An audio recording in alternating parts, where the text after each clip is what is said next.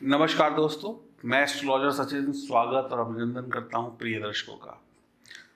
ये जो वीडियो है ये कुंभ राशि के उन सभी जातक जातिकाओं के लिए है जिनकी नाम राशि या चंद्र राशि कुंभ है। मई की कुछ ऐसी तारीखें जो हमें पहले सप्ताह में ही देखने को मिलेंगी जिसमें कुछ गलत हो सकता है। कितना होगा कितना नहीं होगा इसका आधार होगा आपकी जन्म कुंडली में ग्रहों की स्थिति किस प्रकार की है और आपके कर्म कैसे हैं और कितना आप मेरी बात को मानकर वक्त पर सही उपाय करते हैं। तो सब कुछ आपके ऊपर डिपेंड है। मैं सिर्फ आपको वक्त से पहले वो जानकारी दे रहा हूँ जिस जानकारी को जानकर आप खुद को और अपने परिवार को सुरक्षित रख सकते हैं और परेशानियों से बच सकते हैं। शनि और चंद्र का विष योग बनेगा। शनि को सांप बोला गया है। चंद्रमा एक सुंदर सौम्य पवित्र कोमल स्त्री ग्रह है। शनि का सांप जब चंद्रमा को डस लेगा तो जहर बन जाता है और ये जहर खतरनाक होता है। ये आप भी जानते हैं, मैं भी जानता हूँ। और ये जहर हमारे जीवन में जब घुलेगा तो तकलीफ हमें ही होगी। इसके साथ साथ 12वें भाव में चंद्रमा का बैठना अपने आप में बहुत अच्छा नहीं माना गया है।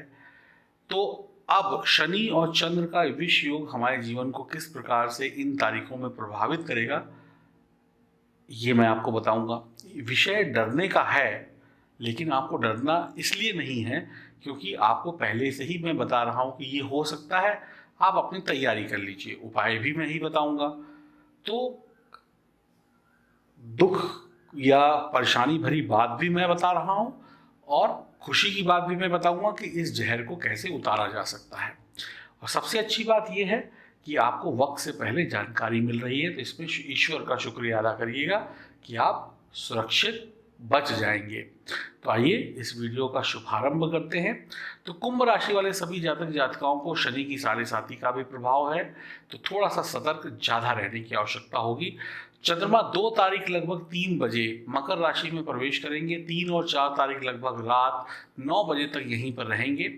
12वें भाव में चंद्रमा और शनि का विष योग बनेगा। सावधानी जरूरी है, उपाय जरूरी है, डरना नहीं है, बचना है। आप एकांत प्रेमी होंगे, लोगों से बचने की कोशिश करेंगे, इधर उधर भागने की कोशिश करेंगे। जहाँ 4 लोग बैठे होंगे उनसे दूर भागने की कोशिश करेंगे, यानी मन में कोई संशय या भय होगा। लोगों से बचेंगे, काम से बचेंगे, जिम्मेदारियों से बचेंगे। कोई कुछ कह ना दे, कोई कुछ काम ना दे दे। बॉस से टेंशन हो सकती है, साथ काम करने वाले लोगों से टेंशन हो सकती है, तू मैं हो सकती है। अच्छे दोस्तों से लड़ाई झगड़ा या कुछ बातचीत हो सकती है। सो के उठे तो स्वभाव में चिड़चिड़ापन हो सकता है। ये सब चीज़ें आपके स्वभाव में आ सकती हैं। आलस आ सकता है, चिंता आ सकती है, बेवजह के खर्चे आ सकते हैं, क्रोध की अधिकता देखने को मिल सकती है, आलसीपन बढ़ सकता है। सो गई ना उठे, देर अभी कर लेंगे, थोड़ी देर बाद कर लेंगे। यात्राओं को करना मजबूरी भी हो सकता है और यात्राओं में परेशानियां भी हो सकती हैं। शत्रुओं की संख्या बढ़ सकती है, मित्रों की संख्या कम हो सकती है। आपके ऊपर कई प्रतिबंध आपके कार्य क्षेत्र से लेकर घर पर लगाए जा सकते हैं कि तुम ये किया तो तुमको ये सज़ा मिल जाएगी, तुमको ये करना है, तुमको वो नहीं करना है, तुम गलतियां बार बार कर रहे हो तो तुम्हारे से ये काम हम छीन लेते हैं। बॉस ने कहा ये काम तुम नहीं, तुम्हारा कोई दूसरा साथी करेगा, या तुम किसी और के साथ काम करोगे, उसको रिपोर्टिंग करोगे। यानी अधिकार आपके कम किए जा सकते हैं। बच्चे हों या बड़े हों, घर पे गलतियां कर रहे हैं तो आपको बोल दिया जाए इस चीज़ को हाथ मत लगाना, इस कमरे में मत घुसना, नहीं तो नुकसान हो जाएगा या तुमको डांट पड़ेगी। इस तरीके के प्रतिबंध घर या बाहर आप पर रोक टोक लगाई जा सकती है। नौकरी व्यापार में काम की सही जानकारी ना होना, जल्दबाजीपन दिखाना, उतावलापन दिखाना और फिर गलती कर देना और उसके बाद डांट खाना और मूड का डबल खराब होना, ऐसा आप पर भारी पड़ सकता है। कुछ अन्य मामलों में बेवजह की परेशानियां, दूसरों की परेशानियों को खुद के सर पर ले लेना भी आपकी आदत हो सकती है। जहां जो काम आप नहीं कर सकते हैं, बस जोश में होश होकर बोल अरे मैं कर दूंगा, बाद में नहीं होगा तो लोगों की ताने और बातें सुनने को मिलेंगी।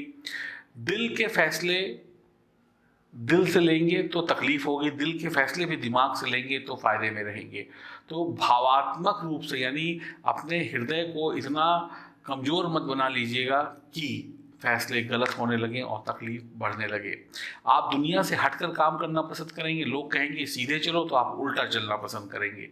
कई बार आप बिना सोचे समझे किसी को भी कुछ बोल देंगे, निर्लज्ज हो जाएंगे, गुस्सा आ जाएगा, क्रोध आ जाएगा, पहले डांट देंगे, डपट देंगे, लड़ाई कर लेंगे, मार देंगे, पीट देंगे, कुछ उल्टा सीधा बोल देंगे, कुछ भी कर सकते हैं। यहाँ पर आप मर्यादाओं को तोड़कर आगे निकल सकते हैं, भले बाद में आपको पछतावा हो, लेकिन तब तक बहुत देर हो चुकी होगी। शर्म आप बेच खाएंगे कुछ लोग, ये भी तय है। आपकी बदजुबानी की वजह से लोगों को तकलीफ हो सकती है। लोग आपको कहेंगे कि ये इंसान इतना गंदा बोल सकता है, आपने कभी सोचा नहीं था। ये सब चीज़ें आपके साथ हो सकती हैं और इसमें होगा क्या, आप जोश में होश खोएंगे और बस यही एक शुरुआत हो जाएगी आपके बुरे वक्त की। झूठ बोलना, ठगी से पैसे कमाना, किसी और का इस्तेमाल करके पैसे कमाना, अपने आरोप, अपनी कमियों को छिपाकर दूसरे पे थोपना भी आपकी आदत हो सकती है। मांस, मछली, मदिरा का सेवन कर सकते हैं आप ज़्यादा इस समय में, तो इससे भी बचना होगा। आपका विवाह हो गया है तो जीवन साथी को आप धोखा दे सकते हैं। भले आप सोचेंगे अरे मैं तो ऐसे ही कर रहा था, लेकिन वो धोखा होता है। या प्रेम संबंध में है, मित्रता में है, तो आप धोखा दे सकते हैं, साझेदारी में धोखा दे सकते हैं। इससे तकलीफ होगी।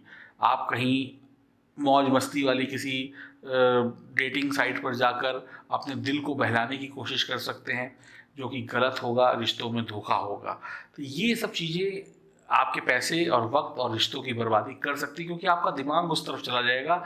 अब जहरीला हो गया है पानी, शनि ने जहरीला कर दिया। चंद्रमा तो दिमाग है, दिमाग ही जब काम नहीं करेगा तो गलतियां तो स्वाभाविक है, होंगी ही। हमें इसी को जानना है पहले और फिर उसको बचना भी है। आप कमज़ोर महसूस करेंगे खुद को, ताकत नहीं होगी। आप जो पिछली ज़िंदगी जी चुके हैं, जो कल बीत चुका है, उससे हमें सीख लेनी चाहिए। आप पिछली दुनिया में मस्त हो जाएंगे और पिछली दुनिया में मस्त होकर वर्तमान और भविष्य को बर्बाद कर सकते हैं। तो ये भी आपको सोचना है कि जो बीत गया है उससे सीख लीजिए और वर्तमान और भविष्य को सुधारिए। आप पिछली ही दुनिया में मस्त रहेंगे, इससे भी तकलीफ हो सकती है। कोई ना कोई काम ऐसा कर देंगे जो किसी ने सोचा ना हो। अब तीर तुक्के में अचानक से अच्छा हो जाए तो एक अलग बात है, लेकिन नुकसान भी होगा। अगर मौके पर सही निशाने पर तीर नहीं लगा तो मतलब 90% गलतियां होंगी, 10% गलती से कुछ सही हो गया तो हो गया। तो अब क्या है, आपका कोई भरोसा नहीं, कब क्या कर बैठे, कब क्या किसी को बोल दें, कब क्या ले आए, कब क्या कर दें। अभी बहुत अच्छे मूड में बैठे हैं, अभी एकदम से गुस्सा आ गया। यानी आपको समझ पाना थोड़ा सा कठिन होगा इन तारीखों में। लोगों के सामने आप कुछ और होंगे, घर वालों के सामने कुछ और होंगे, आपके दो रूप भी हो सकते हैं। इस तरीके के प्रभाव आपको देखने को मिलेंगे इस विष योग के कारण। होता क्या है, जब हमारी जन्म कुंडली में ग्रहों की स्थिति खराब हो, मान लीजिए विष योग भी बन रहा है, वहाँ काल सर्प योग भी बना हुआ है, साढ़े साथी भी चल रही है, कोई और दिक्कत चल रही है कुंडली में, तो तकलीफें और बढ़ती हैं। तो हमें अपनी जन्म कुंडली को हमेशा सही रखना चाहिए, ग्रहों को मजबूत रखना चाहिए, ताकि वहाँ मजबूत है, यहाँ कमज़ोर है तो बैलेंस हो जाएगा, बच जाएंगे। दोनों जगह कमज़ोर हो गए तो फंस जाएंगे, परेशान हो जाएंगे। इसीलिए मैं बार बार कहता हूँ कि आपको अपनी जन्म कुंडली के बारे में जानना चाहिए, कमज़ोर ग्रहों का इलाज करना चाहिए, अशुभ योगों से मुक्ति पानी चाहिए। और आप लोग क्या करते हैं, जब परेशान हो चुके होते हैं उसके बाद एस्ट्रोलॉजर के पास जाते हैं, तब हमारे हाथ में भी बहुत कुछ नहीं बचता है, क्योंकि परेशानी तो आप शुरुआत कर चुके होते हैं। अगर परेशानी से पहले बचना है तो अपनी जन्म कुंडली की विवेचना वक्त से करा लें, ये बहुत इम्पॉर्टेंट है। और यकीन मानिए छोटे छोटे उपायों से ज़िंदगी बदल सकती है और बदली है लोगों की। कुछ और बातें हैं जिसमें आपको सावधानी रखनी है, वो भी जानिए। गृहस्थ के सुखों में कमी हो सकती है, वित्तीय हानि हो सकती है, अनावश्यक मुद्दों पर भारी खर्च हो सकता है, बीमारी, अस्पताल, लंबे बिल, नींद में कमी, शैया सुख, पति पत्नी का सुख, रिश्तों का सुख, कुटुंब का सुख, परिवार के जो अन्य रिश्ते हैं, रिश्तेदार हैं, दोस्तों के सुख में कमी हो सकती है, दुश्मन ज़्यादा दोस्त कम हो सकते हैं, दुश्मनों को ही दोस्त बना लें, पर्दे के पीछे से काम करेंगे, दुनिया के सामने आना पसंद नहीं करेंगे, मतलब छुप कर काम करना पसंद क्यों करें, क्योंकि कॉन्फिडेंस नीचे होगा आपका, दुनिया के सामने आने से डरेंगे, खुद की तलाश खुद करेंगे। अब यानी खुद ही आप खो जाएंगे अपनी दुनिया में, ख्याली पुलाव पकाएंगे, बच्चे किताबें लेकर बैठे होंगे, मन नहीं लगेगा, इधर उधर की बातें करेंगे, फालतू की चीज़ें करेंगे, पढ़ा लेकिन याद नहीं रहा, पढ़ा लेकिन पूरा याद नहीं रहा, एग्ज़ाम में लिखना है या कोई इस तरीके में कोई कंपटीशन देना है तो समझ ही नहीं आ रहा कि क्या लिखना है, वक्त निकलता जा रहा है लेकिन दिमाग में जो पढ़ा था वो याद नहीं आ रहा है। इस तरीके की चीज़ें हो सकती है। कमज़ोर शनि चंद्र शारीरिक कष्ट भी दे सकते हैं, बीमारियां भी दे सकते हैं, जैसे जोड़ों का दर्द, गठिया का दर्द, कोई पुराना रोग है तो उसको एकदम से ऊपर बाहर निकाल के ला सकते हैं। शराब पीना, मछली खाना, मांस खाना, नशा करना, बुरी संगति, बुरी आदतें, जुआ, सट्टेबाजी, ये सब जैसी आदतों से बचना है। ऐसे लोग आपके करीब इस समय में ज़्यादा आ सकते हैं क्योंकि आपका वक्त खराब है और ख़राब वक्त में खराब लोग और ज़्यादा ग्रसित हो जाते हैं बुरे लोगों के प्रभाव में आकर। तो शनि चंद्र का ये जो जहरीला योग है इससे हमें बचना है। आमदनी कम हो सकती है, खर्च ज़्यादा हो सकता है, शनि की 7.5 भी चल रही है, हो सकता है कि आप अपनी जमा पूंजी को खाने लगें, जो कमाया है उसको खाने लगें, कोई गलती कर दें जिसकी बुरे परिणाम आपको आगे आने वाले भविष्य में भी देखने को मिले। तो बहुत संभल कर रहना है, बहुत बच कर रहना है। ये वक्त बीत जाएगा तो सुरक्षित आप भी रहेंगे, आपका परिवार भी रहेगा। मैं ये नहीं कहता कि सबके साथ बुरा होगा। अब जिन लोगों ने उपाय किए होंगे, जिन लोगों ने लाजवर्द रत्न पहना होगा जो हमारे संस्थान से आपको दिया जाता है, सुरक्षा किट दी जाती है शनि संबंधी या इस तरीके के अशुभ मौक़ों को कम करने के लिए, वो अगर आपके पास है तो आप सुरक्षित रहेंगे। और जो अभी मैं आपको उपाय बताऊंगा वो उपाय करेंगे तो डबल सुरक्षा मिलेगी आपको। तो हमें बचना है, हमें डरना नहीं है। गुलाब के फूल को अगर तोड़ना है तो कांटों से खेलना पड़ेगा, कांटों से बचना पड़ेगा। कांटे तो चुभेंगे, अगर आप गलती करेंगे खून भी निकलेगा, तकलीफ भी होगी, लेकिन इस दुनिया में कब कौन सा ग्रह आपको अच्छे प्रभाव दे दे, कब कौन सा ग्रह बुरे प्रभाव दे दे, ये आप कभी समझ नहीं पाएंगे। ये भी एक कटु सत्य है। कभी भी कुछ भी हो सकता है, बस आपके पास एक ही रास्ता है। जन्म कुंडली में ग्रहों को मजबूत रखिए और खुद सतर्क रहिए। जो जानकारियां दी जाती हैं उसको सीरियस होकर सुनिए, समझिए और उपाय करिए। इसके अलावा ना मेरे पास कोई रास्ता है आपको बचाने का, ना आपके पास कोई और रास्ता है आपको खुद को बचाने का। तो जन्म कुंडली की विवेचना कराने के लिए दिए गए नंबरों पर आप संपर्क कर सकते हैं। अब बात करते हैं उपाय की।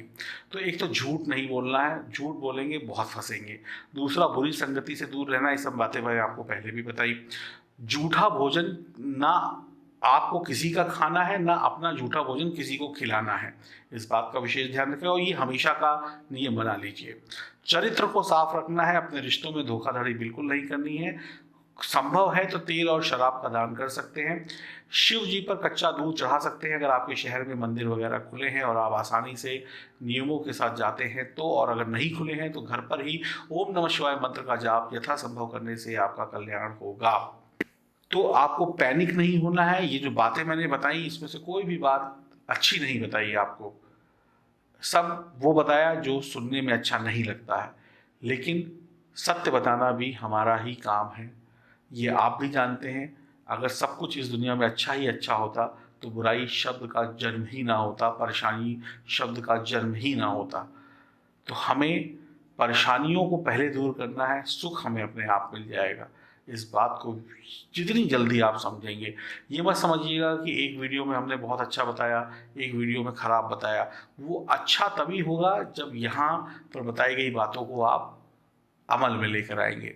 तो डरने की आवश्यकता बिल्कुल नहीं है, सिर्फ समझने की और करने की आवश्यकता है। और ईश्वर भला करेंगे। मेरा काम अच्छा बताना भी है, मेरा काम बुरा बताना भी है, क्योंकि मैं आपको हर खुशी भी देना चाहता हूँ और अगर खुशी के बीच में कोई रुकावट है तो उसको हटाना भी चाहता हूँ, ताकि आप खुश रहें और सुरक्षित रहें ग्रहों के माध्यम से। मीठा मीठा बोलकर मैं आपकी जेब काटने वाला काम नहीं करूँगा, क्योंकि जब मीठा बोलने की बारी होती है मीठा भी बोलते हैं, जब कड़वा की बारी आती है कड़वा भी बोलते हैं। तो सुरक्षित रहिए, उपाय करिए, कुंडली में ग्रहों की स्थिति को मजबूत करिए। अगर आप अपने आप को सुरक्षित करना चाहते हैं तो पहला काम आपको करना पड़ेगा दिए गए नंबरों पर संपर्क करने का, और दूसरा काम मैं करूंगा, और तीसरा काम मेरी और आपकी मेहनत मिलकर आपको अच्छे दिन दिखाएगी किस्मत, और ईश्वर का आशीर्वाद मिलेगा। तो हम सब लोग ईश्वर से प्रार्थना करते हैं कि आपका परिवार सब लोग सुरक्षित रहे, मैं भी सुरक्षित रहूं, आप भी सुरक्षित रहें और खुश रहें। हरिओम, नमस्कार।